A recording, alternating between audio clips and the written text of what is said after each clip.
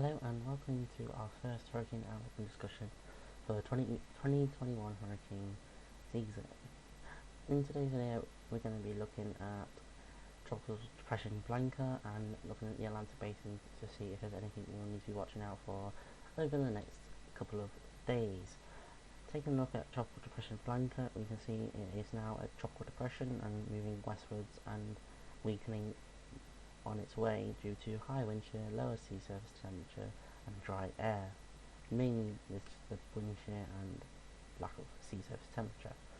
Looking at the Atlantic, the NHE isn't expecting any tropical development over the next 5 days. Looking at the Atlantic-wide satellite view, we can see that there is nothing really exciting to look at this moment in time.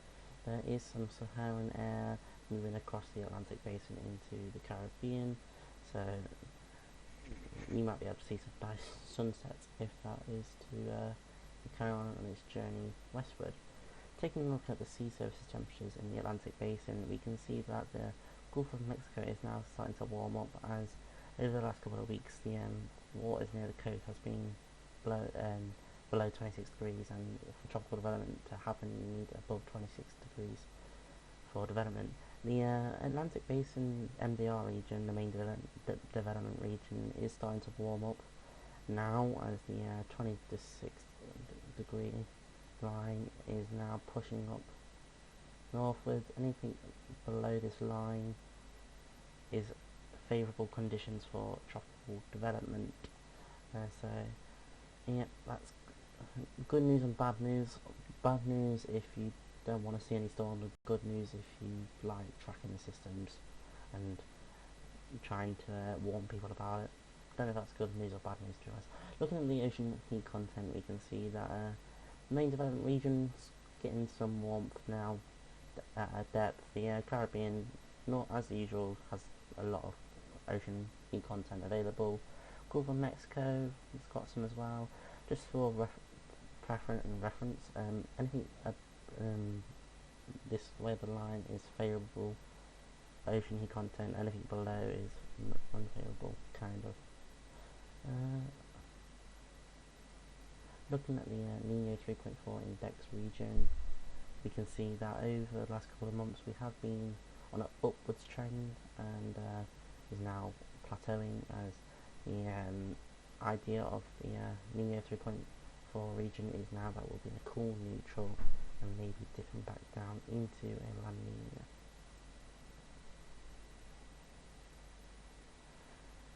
Taking a look at the Atlantic Basin, the 850 millibar geopotential height, we move out through 5 days from the scales there. We can see that there's nothing really to watch except from down here. What we see now is the Central American gyre starting to set itself up, and what this allows is for maybe some tropical development, as this is going to be producing heavy rainfall and it's going to have a lot of moisture surrounded by it. And what normally happens is on these northern ends we start to see a spin up sometimes, so this could lead to some tropical development, and there is some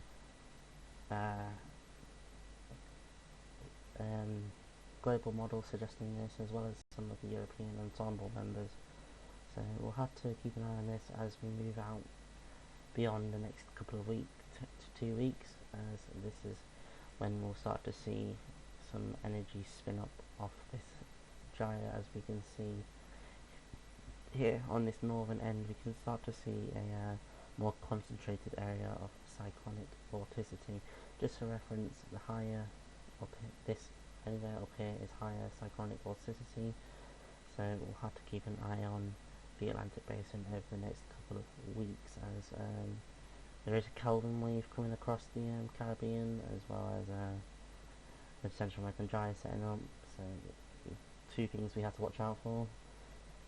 The European model is in kind of the same agreement with the Central American gyre kind of setting up. The European model doesn't really have it as big as the GFS does, but we can still see that there's some background spin in this area, and the European model isn't suggesting any tropical development like GFS is, but if we take a look at the ensemble members, we can see here is these are the ensemble runs of the European from Thursday last night. Yes, 0Z last night. We can see that the ensemble members are suggesting of a potential storm in the Eastern Pacific, and it is also suggesting maybe a tropical development in the Western Caribbean as that Central American gyre sets up, and we could see a system spin up off that Central American gyre. I do have Twitter and a Discord server where I'll give daily updates. I am going to be trying to do daily uploads on YouTube for the rest of the hurricane season. I'll try my best, but if not, I'll notify you on Twitter or in the Discord server in the community announcements if I'm not uploading on the day. So if you'd like to join that, I'll leave the links in the description below, and I'll see you in the video tomorrow.